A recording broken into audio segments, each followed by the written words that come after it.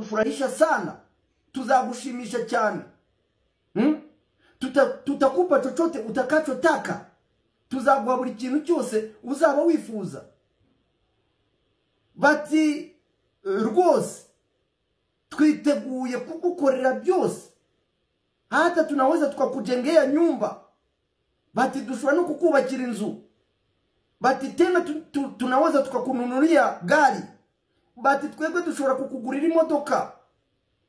Bati twebwe dushobora kugukorera ibintu bikomeye, hata tunaweza tukakutafutia shop ukauza vitu mbalimbali. Bati tukagushingira iduka ugacuruza ibintu bitandukanye, cyangwa se wowe icyo ushaka mbese.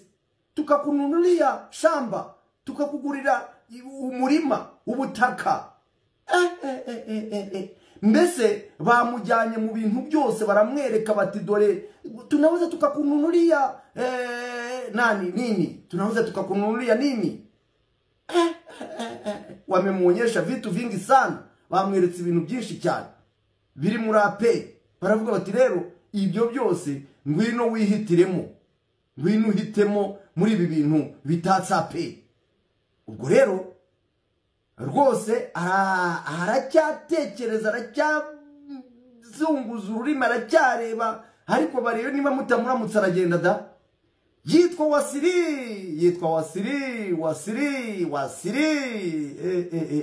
Wallahi arayitahamo, arayijyamo da. Wakimununulia nyumba, wakimununulia gari, wakimununulia shamba. Birakomeye rero. Amakuru aravuga ko uyu muvandimwe igikorwa bari gutegura cyo kwizihiza imyaka 32 APR maze ishinzwe kizabera ku Murindi, ashobora kuzaba yarikokereje ari mu mwenda w'umukara n'umweru, avuza yikunkumura avuga ati mimi mshabiki wa APR, mimi msemaji wa APR. Murabyumva mute?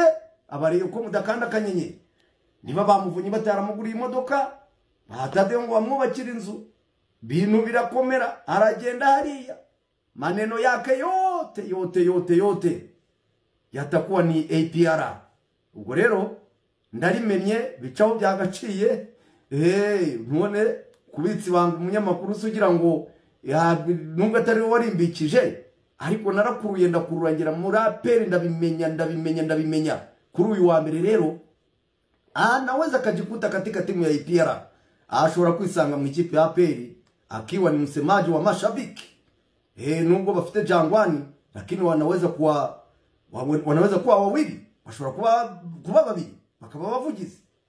Ubwo rero amafaranga ntacyo atazakora. Amaye nka rero ntacyo atazakora.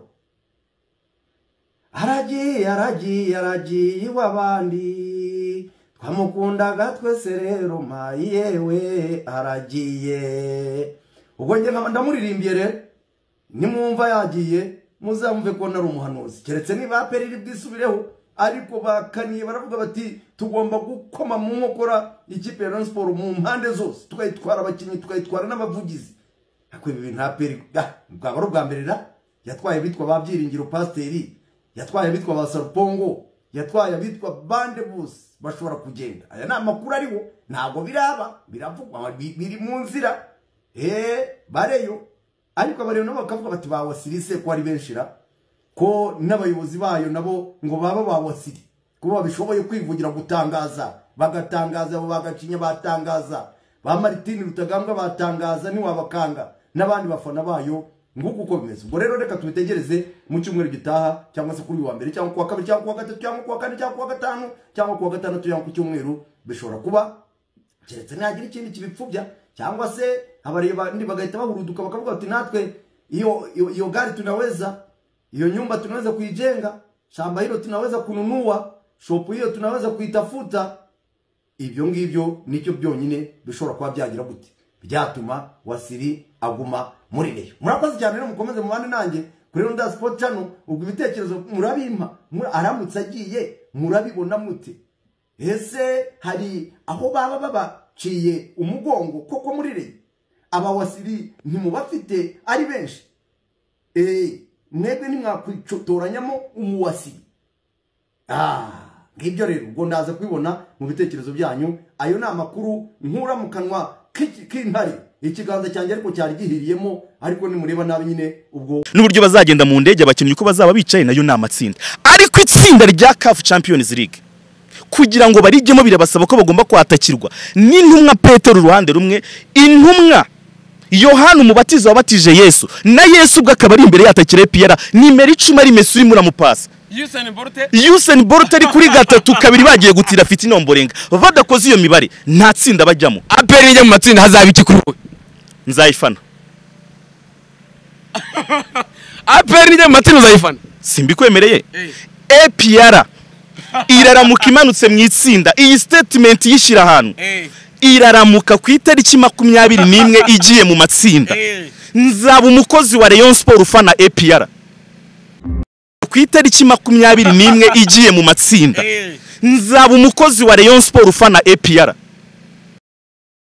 uwo nakumvishaga yitwa Wasiri cyangwa umwite ya Silvestre no umukozi w'ikipe ya Rayon Sport aya magingo kuko akenshi uzamwumva nyuma y'umukino avugira ikipe ya Rayon Sport yaba yatsinze yaba yatsinzwe akenshi ariko agaragara bavuga bati Wasiri tangaza uyu umukozi wa Rayon Sport magingo yanga gukora muri Rayon Time ku Isango Star ndetse ubusanzwe no munyamakuru wa Isango Star biravuga ko ikipe ya APR FC nyuma y'inkubiri yo kugura zimwe mu ntwaro zari inkingi y'amamba mu ikipe ya Rayon Sport uyu nawe bishoboka ko ashobora kwerekeza mu ikipe ya Nyamukandagira mu kibuga kikarasa imitoto ni inkuru itari kugenda ivugwa hirya no hino kuko bikiri amakuru y'ibanga nyuma yuko byavuzwe ubushize ko ikipe ya Rayon Sport yashatse kugura witwa Jangwanovic ariko bikaza gupfuba kuko mu buzima busanzwe uyu Jangwani akora muri company y'uwitwa Gacinya Chance Denis uyu numwe wa president b'ikipe ya Rayon Sport ikipe ya APR FC rero biravuga ko uwitwa Wasiri rwose bamushyiriyeho ibirenze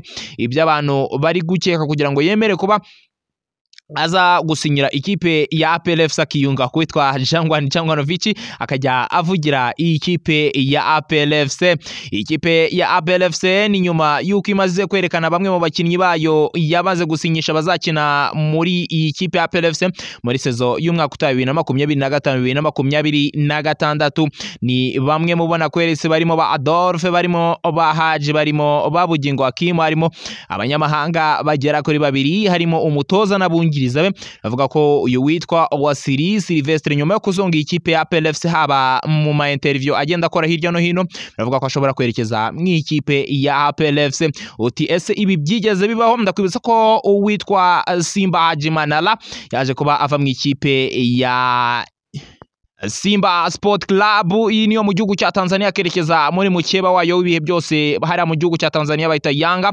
Africans akaba ariyo ajya kuvugira rero abibaza ko ibi bishoboka birashoboka cyane kabisa akenshi usanga ugerageza gutsinda amarangamutima yawe maze ugakurikira aho ubuzima buri baravuga ko rero Wasiri nta gihindutse rwose araza kuva kwizima akemera gusinyira iyi kipe ya Nyamukandagira mu kibuga kikarasa imitutu akaba umwe mu bavugira iyi kipe ingi yitwa Iragwa Info nizere ko wamaze kwibuka gukora subscribe kugira ngo ujye ubana natwe mu biganiro byacu bya buri munsi kandi ngo ujye ubibona mu bambere kandi jya wibuka gukora like ku kiganiro cyacu ndetse comment yawe ni ingenzi cyane kugira ngo tumenye icyo twakosora rero wakoze cyane kubana natwe uyu munsi reka twebwe tuze gusubira mu bindi biganiro byacu biri buze kuba bikurikira mu masaha ari imbere ciao ciao